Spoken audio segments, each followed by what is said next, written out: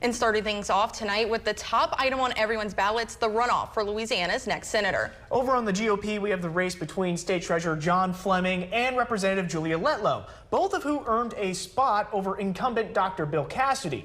And it's Congresswoman Julia Letlow with the victory, now the final Republican candidate for U.S. Senate. Letlow won this race and so far has over 57% of the votes. And though recent polling showed Fleming as the favorite, Letlow secured an endorsement from both President Trump and Governor Jeff Landry, which surely came in handy. And many in central Louisiana were hopeful for Fleming. Jennifer Crockett was at their HQ and has more on that race.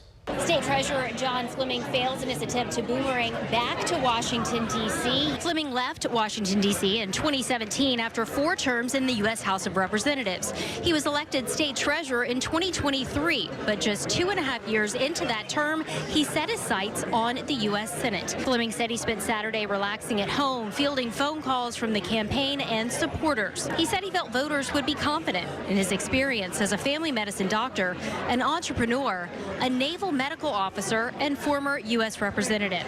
From the stage, he thanked his family and volunteers for their support during this campaign.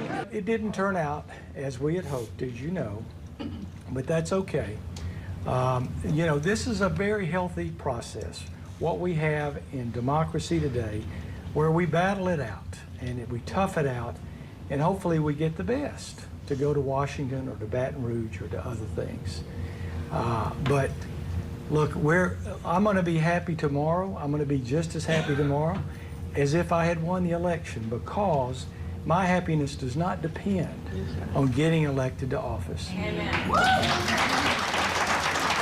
Fleming was joined on stage by his wife, his 2 daughters, and their children. He is still state treasurer in Louisiana. Reporting in Baton Rouge, I'm Jennifer Crockett. Back to you. And now to the west, over in Leesville, it was a race between LaFonda Stelly and James Shapkoff.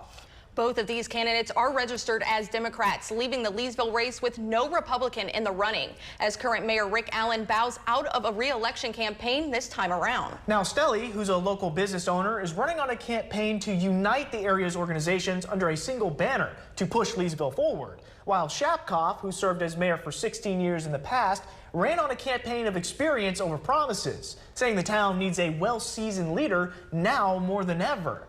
But it looks like the city is getting some new blood into town hall. We've now called this race in favor of Miss Stelly, and now we've got her calling into the studio now. Miss Stelly, are you there? Yes, I'm here. First off, congratulations. Well, thank you so very much. We're still here. We're at the watch party, and we're still having fun and congratulating each other on a job well done for these last 5 months. So, Ms. Stelly, how does it feel to now be elected mayor? It feels wonderful. So we're all excited, and we're looking forward to all working together in the community and making things happen and moving it forward. So while you may have won this race, Miss Stelly, it definitely wasn't a total blowout. What do you want to say to the voters who are skeptical towards you right now and may have voted against you? Well, I am just hoping that everyone that did not vote for me, they can see that this city is going to be moving forward, and they can get on board to be able to, you know, help with all the projects and to, you know, just make improvements in the city. We're looking forward to everyone working together. And we're running out of time here, so one quick last question for you. What exactly can people expect out of you in your first couple weeks in office? Do you have any concrete plans right now? Yes, definitely. We're going to go and look at city business, you know, look at the budget, get a company in here, and really go through the finances. We're going to get our city council members together because there are going to be a lot of new ones on board.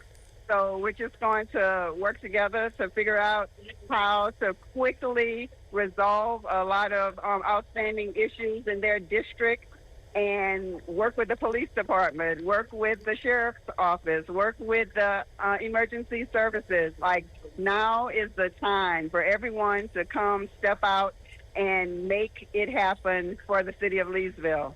All right, well, thanks, Ms. Dilley, for calling in. Congratulations again on now becoming the mayor-elect. I hope you have a fantastic rest of your night while you celebrate. Right. Thank you. Thank you so very much. I appreciate it. And now let's take a look at some other local races, but let's stay with Leesville. Frederick Carter won a seat on the city council representing District 2, having received 111 votes. And also District 3 will now be represented by William Anderson after their win tonight, beating out incumbent Ibarra. And to the south now, where DeRidder names Vincent LeBeau as their new councilman at large, taking the race with 701 votes. And up to our north over in Wynn Parish, the city of Winfield names Pat Carter as the newest member of the city council representing District 2. Though as for District 5, though, Michael Maddox walks away with the win by roughly 30 votes. And back here in Rapides, there was a big ticket item for the sheriff's office on the ballot. And I'd say that's probably putting it lightly.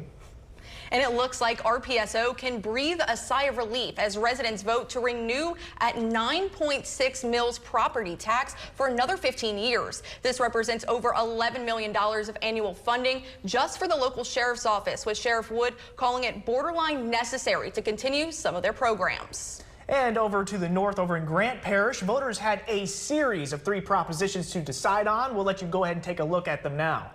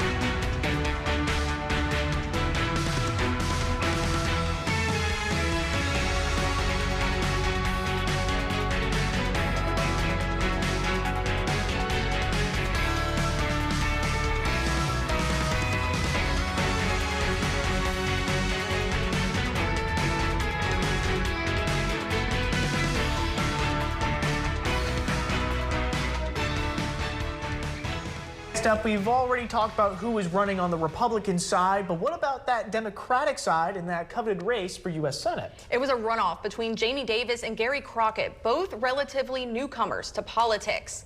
And it's Jamie Davis, a farmer from the town of Waterproof and a massive favorite with the victory. He heads to the November ballot, so far capturing 80% of the vote.